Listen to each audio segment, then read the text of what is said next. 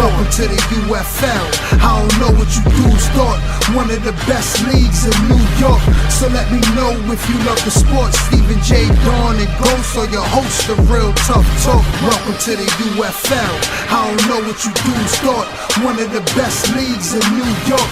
So let me know if you love the sports. Stephen J. Dawn and Ghost are your hosts of Real Tough Talk.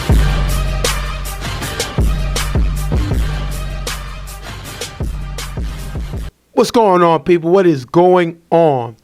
Welcome back to the hot, great YouTube show, Real Tough Talk.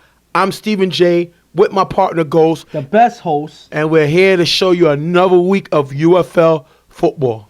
And finally, we get to say that the UFL season, the regular season, is over. You know, we finalize, all the brackets, who's the tops of the division, who's in the middle, who's the wild card, who has to play harder than the next, especially with the weather coming, and, who has problems and who is going to have it easier than others. All of that is finalized now that the regular season is over. And tomorrow, the show will be up Friday, and probably Friday night, Friday mid-afternoon, you'll see a video of the playoff matchups. Yes. You know what I mean? We usually do it, and so you'll be able to check that out.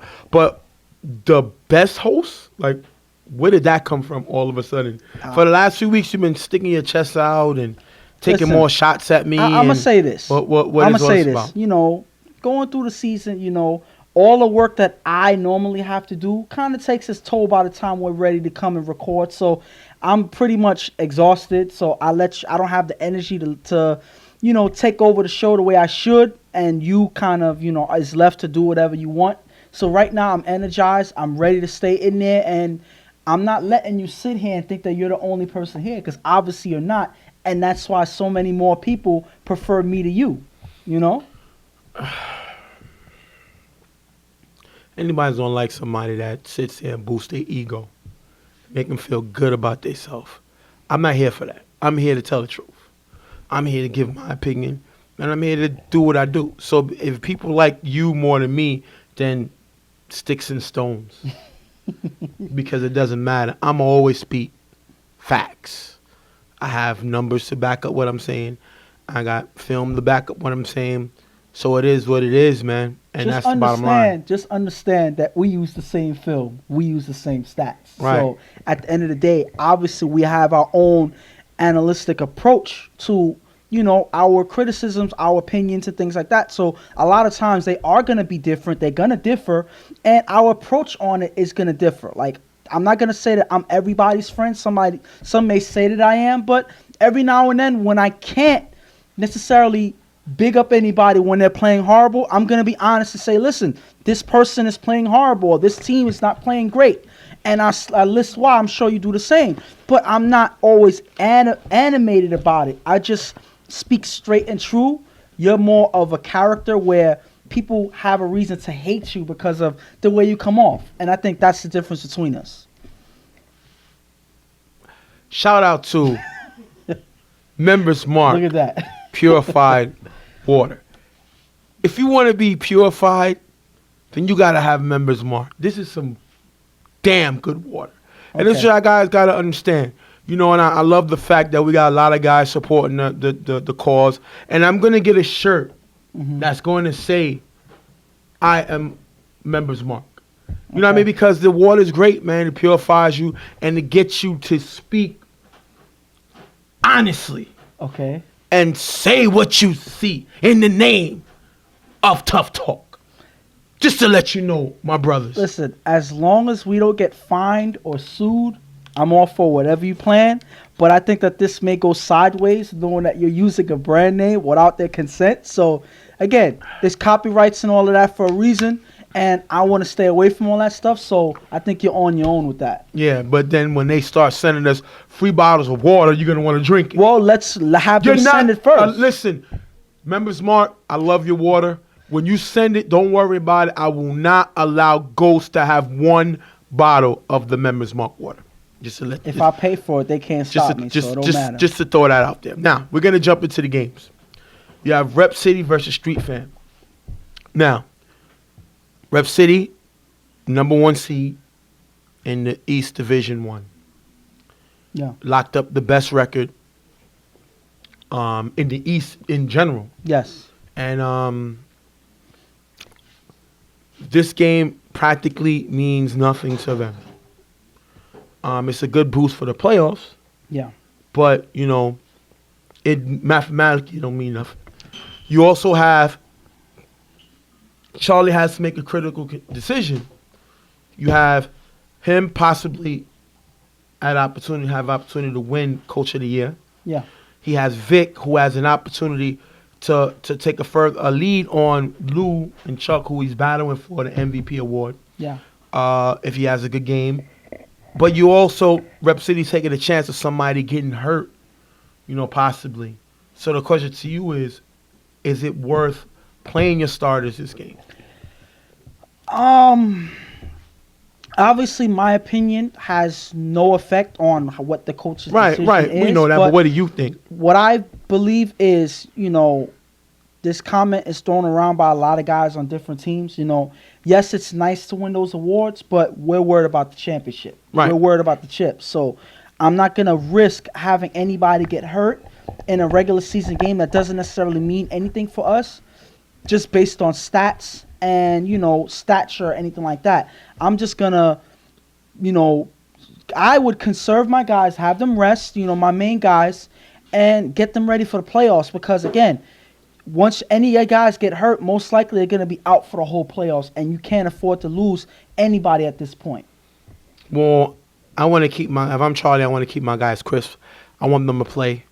I may not play them the whole game, but I want to get them time in, playing time, and have an opportunity to win. If I have a chance to win an award, you know, you never know when you're going to have the opportunity again.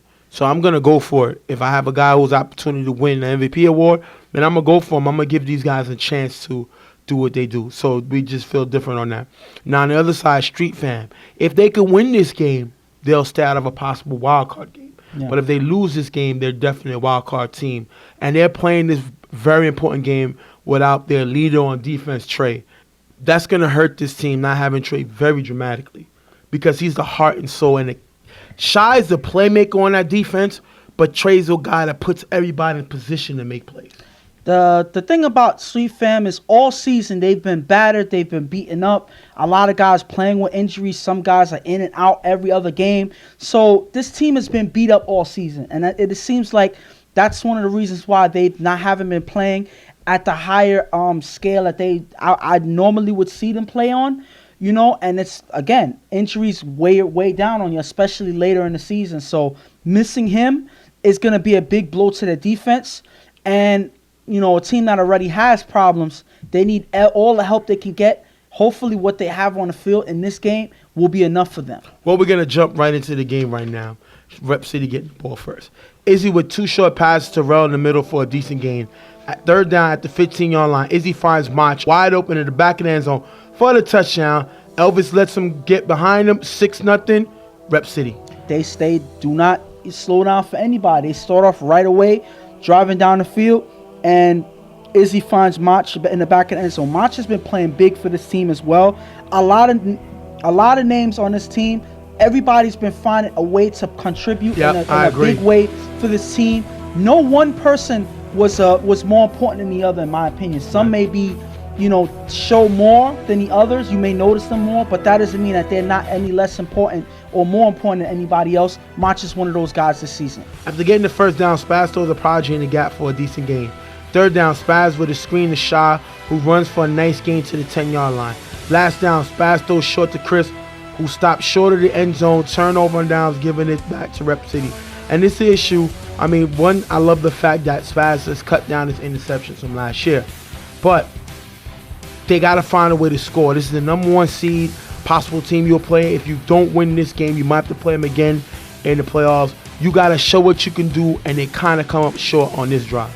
And communication has been an issue for this team. A lot of times, guys have not necessarily listened to Spaz when he's calling plays. They're busy arguing with the refs or anything like that, arguing with each other. And when they're not on the same page, that's when things get discombobulated and their defense and their offense struggles as a result. Second down, Izzy is blitzed by Preacher, who is blocked by B-Dot. Izzy throws a test in the middle for a nice gain. Third down, Izzy on 4 rush, throws a Mach in the middle. The pass is low, picked off by Shy, giving it back to Street Fam. And the question is, did Shy pick this ball? And I'm going to say this. For a play that's just an interception, this is probably one of the hardest plays I've ever had to look at, even blown up off the camera, because it's hard to tell as he goes down to get the ball. It goes into his hands. I don't know if it goes to the ground. I don't know if it touches the ground before he gets control of it. It's hard to see. Is that his glove touching the ground? Is that the ball? If you look at it here, it's very hard to tell. And I'm blowing up the footage so you can see it in its maximum view, and it's still hard to see. So at the end of the day, it goes on the call that's on the field, and the refs came together.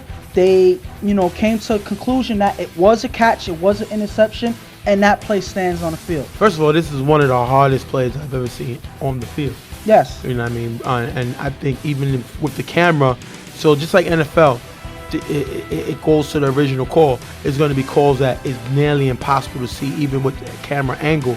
And that one, even if there was challenges, which luckily there'll be challenges this week in the playoffs, I don't think the call could have been reversed because it's so impossible to see. Now we're trying to get the game better.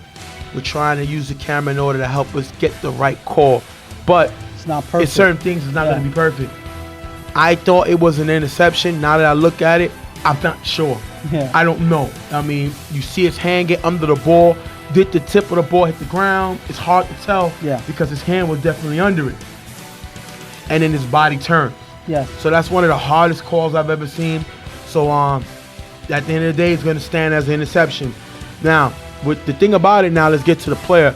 I believe that's Shaw's 6th interception of the year. Yes. He's been playing great defensively. Yeah. You know what I mean? He was a former MVP, but now people criticize him with his defense. He's been using more of his talent rather than his knowledge of knowing where the ball should be, where to go. This year, he's used his brain, and he's making plays. Even not only just getting an interception, he's knocking balls down. He's all over the field. He's played great on defense, and that's a good play by him there. Unfortunately, Street Fam gets the ball back. Unfortunately, they can't do nothing. They have to punt. First down, Izzy throws the Rel in the middle. Bobbling and caught by Rel for a nice gain. After getting the first down, third down, Izzy's blitzed by Preacher. Throws deep to Meach. Meach with a nice catch, staying in bounds for the touchdown. Great throw by Izzy. Pac-Man gets the extra point. 13-0. Rep City taking the command lead, showing why they're the number 1 seed. And they exploit the defense right here. Meach goes right into the gap where the defense is weakest here. He gets behind both defenders here, and Izzy makes a pinpoint throw to Meach where only Meach can get it. Meach is able to stay in bounds at the last second. That is just an almost perfect play. You can't ask for any better than that. Great way to execute for Rep City. And the crazy thing about it was guys said he was out of bounds. Yeah. They said that Meach wasn't in bounds. He was out of bounds. If you look here, if they would have challenged that, they would have lost it because it's a great call by the ref. Yes. And that's a great throw by Izzy. First down, Spaz gets blitzed by Meach and sacked by Henry. After getting the first down, Spaz throws to Chris in the gap. Tipped by Rel and caught by Chris for a nice game. Third down, at the 10-yard line, Spaz throws a Prodigy in the front of the end zone. Tipped by Prodigy, but caught by Chris in the end zone for the touchdown. Chris gets the extra point, 13-7. Now, this is exactly what they needed. They needed to score on this next drive, and I love the fact that, like I said before, Spaz has limited his interceptions this year. He's stopped his turnovers. He's keeping with the system. He's finding his guys, and he finds them there. Prodigy doesn't make the catch, but Chris does. Yeah. And it's still a touchdown in the books, 13-7. And the thing about this team is, for some reason, it's like tips always fall their way. Whenever they throw it up, that's why you cannot count Street Fam down or out. Because when they're in the area to throw up a pass, they have high odds of getting those passes and getting touchdowns when they really need it. So you got to pay attention to that. Street Fam takes advantage, and they're able to get a tip for the touchdown. Last play before half, Izzy throws it up. It's picked off by A-Rod, taking us into the half, 13-7. If I'm Street Fam, I jumped right in the game with that last score. This is the number 1 seed. I'm playing like this is my playoff life. I know I need to win this game. So it's time for us to turn it around. If we can be able to score more points on this team, regardless of what happens, we feel good going in the playoffs knowing that this is a team we could possibly beat. And if I'm Rep City, they may feel like, okay, this game is not that important, but it should be important to them because this game may determine how teams respond to them going into the playoffs. If they lose to a team like this, regardless if it affects them in the seeding or not, If they lose to a team like this, no disrespect to Street Fam, no team is going to fear them.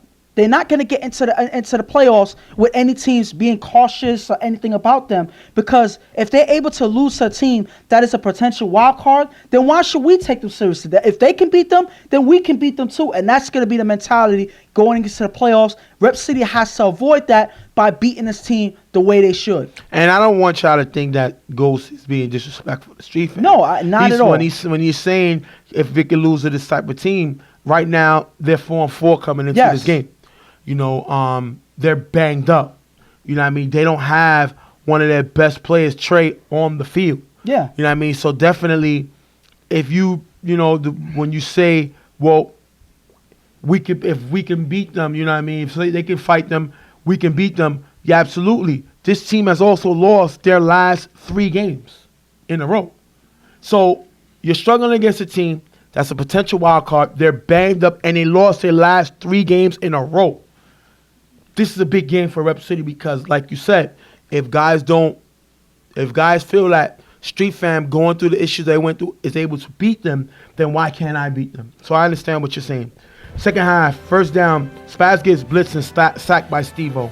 After getting the first down, Spaz gets a few more yards in the drive, but he gets no closer turnover on downs. Third down, Izzy on 4 of us, throws around the gap. High, picked off by A-Rod, giving the ball back to Street Fam. Will gets flagged for the unsportsmanlike conduct. And that was him arguing with the refs. Yeah. Unnecessary, but at the end of the day, they got a big interception, and that's Izzy throwing the ball high, and that's why A-Rod was able to go make the play. Yes, but the silver lining for Rep City is that flag that Will earned for Street Fam pulls them back, because not only did A-Rod get the interception, he got some big yardage on that interception too. Right. So that put them in scoring position, and that 15-yard flag pulled them all the way back and gave Rep City a chance to recover from that mistake they made. And this is not the first flag Will have gotten this season. Yes. He's a player that shoots up after the mouth, and that can hurt Street Fam coming to playoffs. It definitely hurt them here. Next drive, Spaz with 2 short passes for a decent gain. Last down, Spaz throws the preacher in the middle who stopped short of the end zone, turnover on downs, giving it back to Rep City. And exactly what you said, that hurt them because it took them out of the red zone where they possibly would have been. Third down after 2 short passes, Izzy is sacked by Marlo, giving Rep City has to punt. That is a great defensive stand by Street Fam. Again, you are stopping the number 1 seed from getting into the end zone without your best player on defense, which is Trey, the guy who keeps everybody the way they belong. If I'm Street Fam, I'm not fearing this team right now. And this is Rep City playing down to their competition. Again, I'm not disrespecting Street Fam. I'm not saying that they're not a team that's capable of winning this game. But Rep City, if they want to show that they're a number 1 seed, they got to play like a number 1 seed. And they're not doing that right now. They're allowing themselves to be turned over on downs. They're struggling to move the ball. After the 2 touchdowns that they scored in great fashion in the first half, it seems like their offense is starting to stagnate. Spaz with 3 passes to get them to the 10-yard line. Last down, Spaz on 4 rush. Throws it up, knocked away by Vic, turnover on downs. That's a great play by Vic. Vic is a potential MVP, but he has to step it up this game. This is your opportunity to get some separation between you and Lou, and he's not really doing it. Finally, he makes a play, and it's sad we have to wait the second half to see it. Second down, Izzy on 4 rush, throws a Vic in the middle. It's low, but Vic is able to make a catch for a decent game, but Rep City still has to punt. Last down after 2 short passes, Spaz on 4 rush, throws it up. The pass is caught by A-Rod in the back of the end zone for the touchdown, tying the game up 13-13. They're back in the game. And they're back in the game pretty much because of A-Rod's play in this game. He's been playing big on both sides of the ball, getting a big interception. Even though they were taken out of field position, that stopped Rep City in the back. They put Rep City in a bad position to score. They weren't able to, and they get the ball back in favorable position afterwards, and A-Rod's able to get into the end zone. So he's been playing big, kind of picking up the slack that Trey left off when he's out of the game. So that's big when you have somebody step up and make plays for his team. And now it's the tie game. Spaz can take a lead with this extra point right before the game is over. Spaz on 4 rush. She's going to throw the Prodigy in the end zone. It's going to be almost picked off by Meach, taking it into overtime. But if you look here, Los missed the block, forcing Spaz to throw it early. And Los got to make that block. Los kind of struggled with his blocking this year, and that kind of hurt Spaz. That's going to take us into overtime. And I just got to say one thing. The way that they did this play and Spaz had to throw it off quick, this seemed like this was not a play that was supposed to win the game for them. I mean, you would believe that, hey, if I score this point, the game is over. Yep. But they didn't take it like that. They were not listening to Spaz. Spaz is in the huddle trying to set up a play. Nobody's paying attention. And if you see here, Los lets the person go right by him. And Spaz is forced to throw a quick pass, and it's almost intercepted. If they would have got that 1 point, it's pretty much end the game. First down in overtime, Spaz on 4 rush gets sacked by Henry. Then Spaz with 2 short passes for a decent game. Last down, Spaz throws it up to Prodigy back in the end zone, drop, turnover on down. And if you look here, that was a drop. He had the ball in his hands. Big players make big plays. He had an opportunity to give his team a lead, and he drops that ball. That is dropped. Bottom line. And after, I don't care what nobody say. Listen, I don't care what nobody try to make it seem like. Okay. I don't care what nobody saw. Yes. That is a drop. Yes, and I hear you on that. Oh, okay. Just making sure. But in all seriousness, after the mistake that they made towards the end of regulation, they don't fix it with this drive here. They were able to drive. They weren't able to get close enough to field position to try to have a better shot. But this was in Prodigy's hands. I don't know if he was aware that the ball was going to reach him, but it did. He does come down with it. That could have been a potential game winner, and unfortunately, that's a turnover. First down, Izzy on 4 rush, sacked by Malo. Third down, Izzy throws a run on the sideline for a nice gain. Last down, Izzy on 4 rush, throws a test in the back of the end zone. Prodigy just knocks the ball away, incomplete, ending the game, 13-13 tie. That is a game-saving knockaway. Obviously, they weren't able to score and win the game, but they were able to prevent Rep City from winning the game themselves. But if you look at it, it doesn't necessarily matter because Street Fam already lost their chances of winning the game. So this is a big play to prevent Rep City from winning, but eventually now you end the game with a tie, and this actually does not help them anyway. So what difference did it make, in my opinion? I mean, now they would need YMM to practically drop both games. And the thing about that is, you know, if YMM drops both games, that means the Browns will win one game, and that will mean the Browns are higher than Rep City. I mean, than Street Fam. So it doesn't really matter what happens. This was their opportunity. They needed this game to force a possibly 3-way tie. And that's how it is. We're going to go to the interview with Charlie, coach of Rep City. We'll be right back.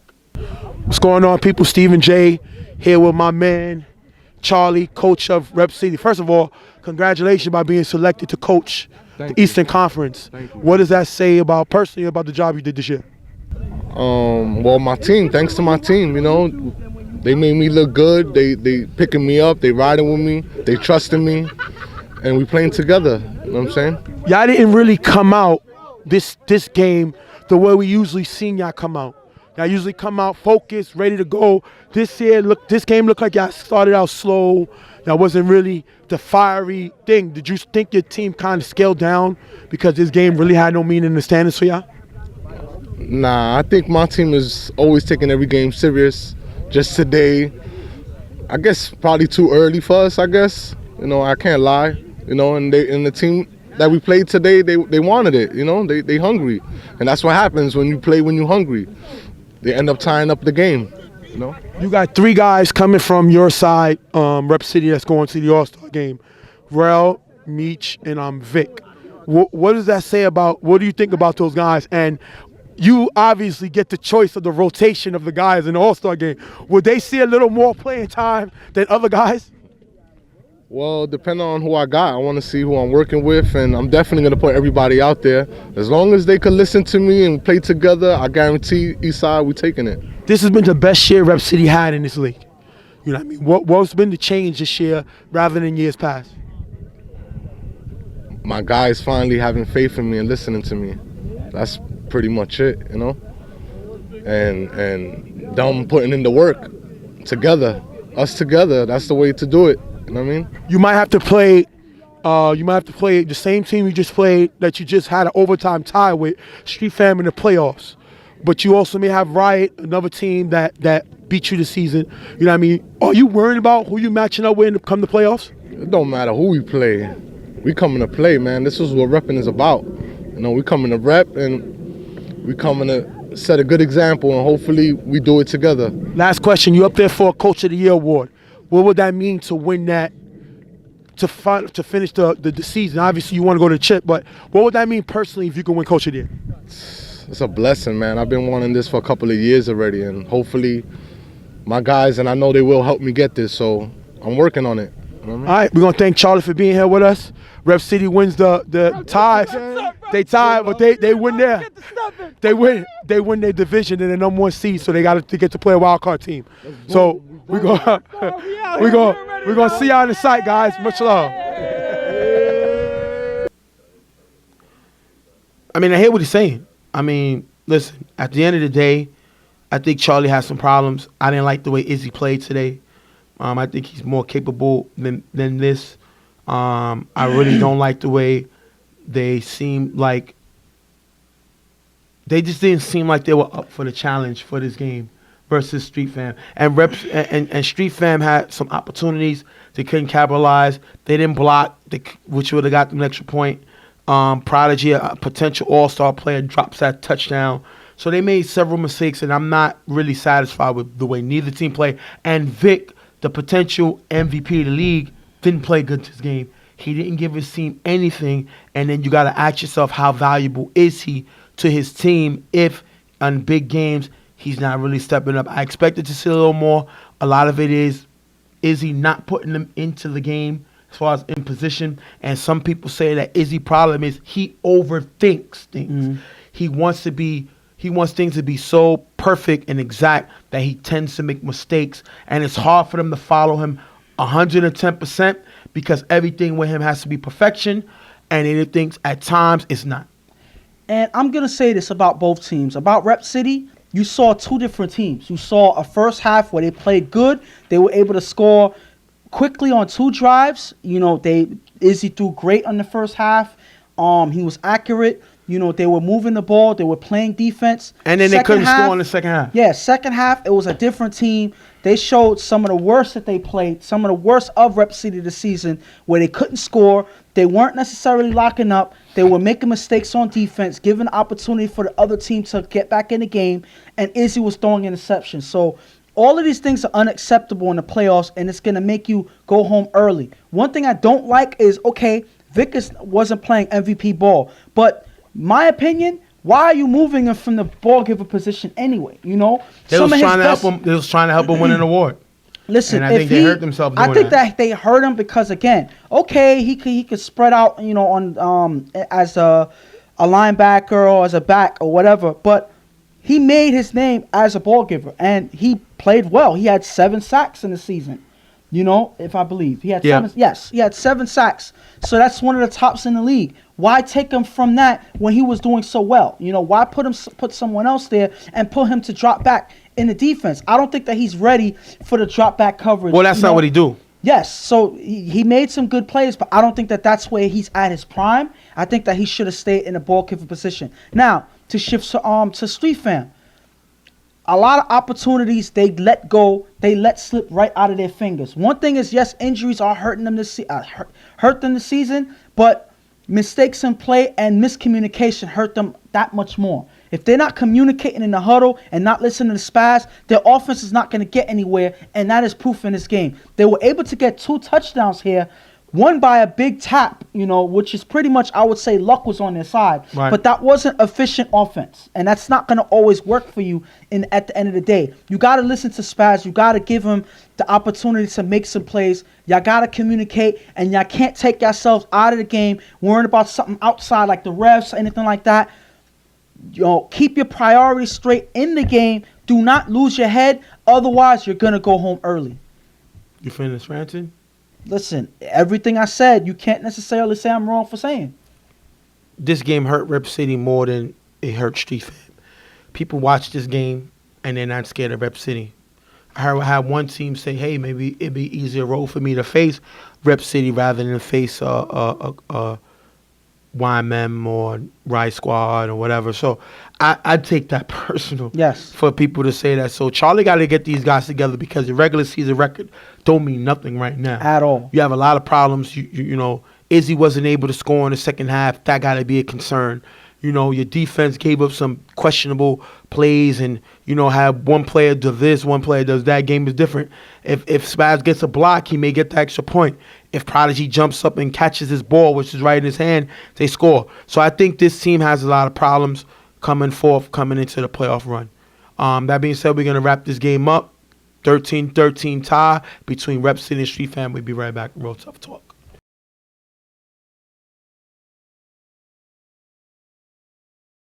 Next game up, ILD versus Dutchmen. ILD has been playing up and down this season, but I think Slash has done a great job stepping in at quarterback for Adi, and he's been making plays. When he gets here, once he starts to throw, he's been making some great plays. Definitely look like he's going to be an all-star quarterback. So I got to give it to ILD, able to compensate for Adi being out with Slasher. And again, you kind of talked bad about Slasher a little bit. I did. You know, throughout the season, you kind of gave him some flack, I would say. I did, and I'll be ready to say it right now, too. But listen, the reason why I say that is because you're a little biased with Adi. You know, I think that because you like Adi so much, you kind of... Well, he's a bad man. Exactly. He's a bad man. I ain't get to say that all year, though, but he's a bad man. Well, unfortunately for Adi, he's the injured man right now. So, Slasher is taking over the helm. He's been able to put up points in certain games more than others, but he's able to keep in control of their offense. And he's been a solid quarterback. Again, like you said, all-star potential numbers there. And that's enough to, kill any critic, especially one as critical as you are. And the Dutchmen come in right now. Their record is 3-4-1. Still getting used to the rules. Still getting used to the playing time, but we've seen them develop some players this season. Isaiah, Frank, Chris, Mikey. They got some ballers here. White is a capable quarterback, but at times he doesn't seem like he's consistent enough to take the team to the next level. Definitely can throw the ball, but I would say he's a thrower, not a passer. And the problem with that is, even though he's a thrower, not a passer, that thrower won't be playing in this game because he doesn't show up in this game. Regardless, I don't know what the reason is, but he's not here. Anton has to throw. So, a lot of things like that is what kept this Dutchman team from being a better team than they're showing on paper. They have guys that throw out themselves in the game. They either get flags on themselves that they don't normally need. So, these guys lose control towards the end of the game when things get, heated in the game. They kind of lose their heads, and I think that's what ends up hurting them more so than helping. And that's probably one of the main reasons why they have the record that they do. Well, we're going to jump into the game right now. Lewis is going to get the start for ILD until Slash gets here. After getting the first down, Lewis on 4 of us with a pass to Eddie on the sideline for a nice gain. Second down, Lewis throws her ace in the middle. Just knocked away by Isaiah. Great defense, but Isaiah gets flagged for cursing. 4th down, Lewis with a nice blocker from Kuda throws to Vic in the corner end zone for the touchdown. Isaiah gets the extra point. 6-0 ILD.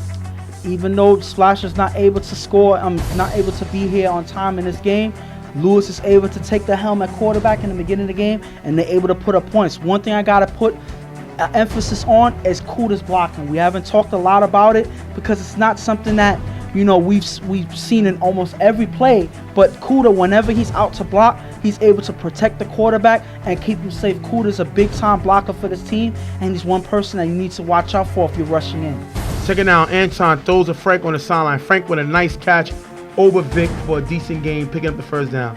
Anton then throws to Frank again, cutting in the middle for a decent game. Dutchmen can't get any closer, they're forced to punt. And that's just a lack of experience from Anton. They got to get used to the league. Frank is definitely a capable player, but he got to put him in better positions to make plays. Lewis gets the ball back for ILD. 3 passes, what a nice game, but still can't get any closer. They're going to have to punt. Second down, Anton gets blitzed and sacked by Costa.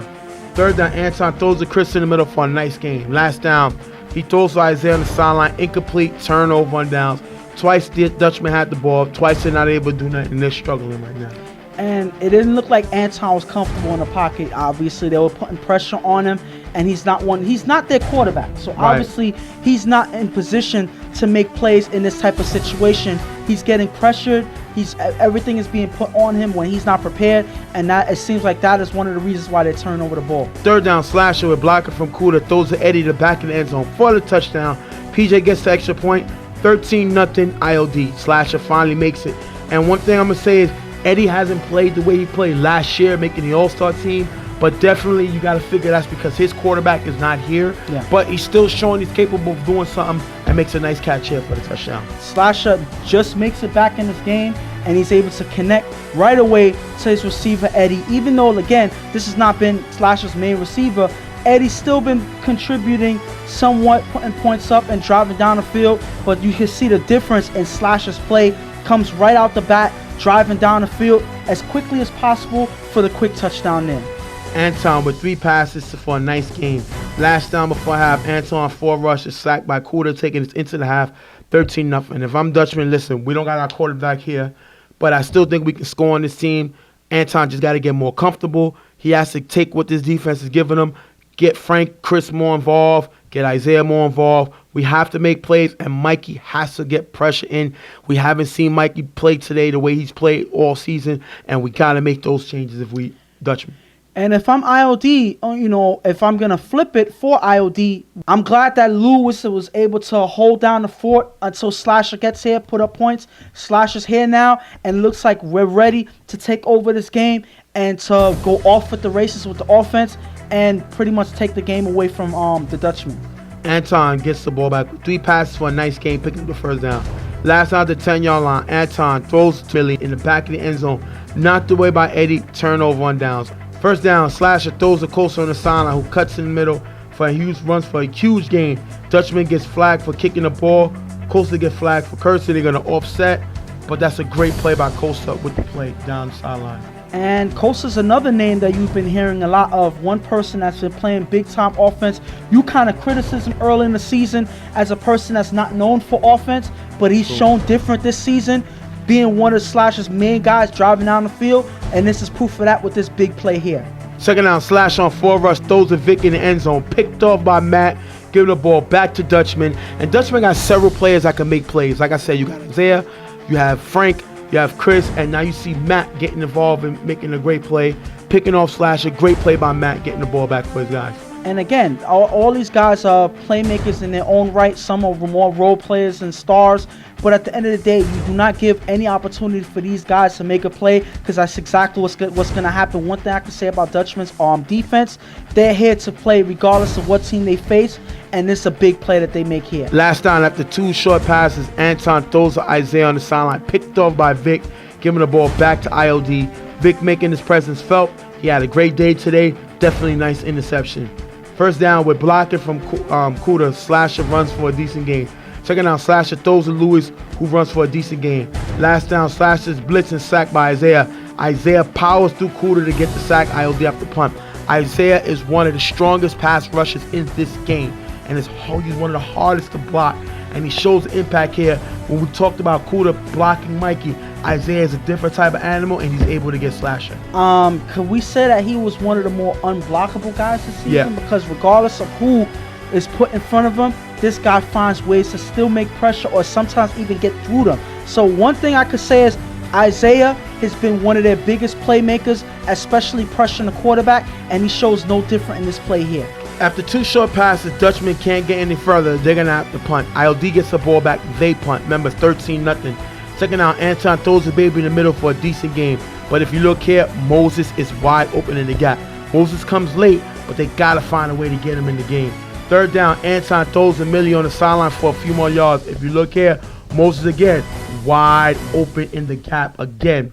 Last down on 4 rush, Anton throws to Frank at the 50-yard line, incomplete, end of the game. IOD comes away with the win, 13-0. And I'm going to say this about the last drive. Yes, you said in the last couple of plays that Moses was open, but that's exactly what happens when you come here late. It's hard to have the quarterback connect with you in almost in less than 2 plays. So again, he doesn't see him obviously there. Anton's been struggling all this game without having nobody getting open. Certain guys when we're having trouble. Okay. Anton was struggling throughout this whole game, being pressured on by the defense. He's uncomfortable in the pocket, and he's not actually able to make accurate passes. So I can't expect him to make the throw to Moses there, even though he's open, because he's struggling just to survive out there in the pocket. So that's unfortunate for them. They weren't able to make a difference even with Moses on the field, and they go away with the last loss of the season. And ILD, listen, they did this without Buckwheat. They did this without Matrix.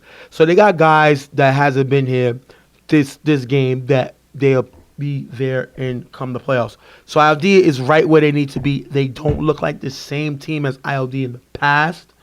Without the bad man, and Eddie didn't play the way he played last season. Jesus and Ace been playing back and forth, haven't really played. They've been hurt.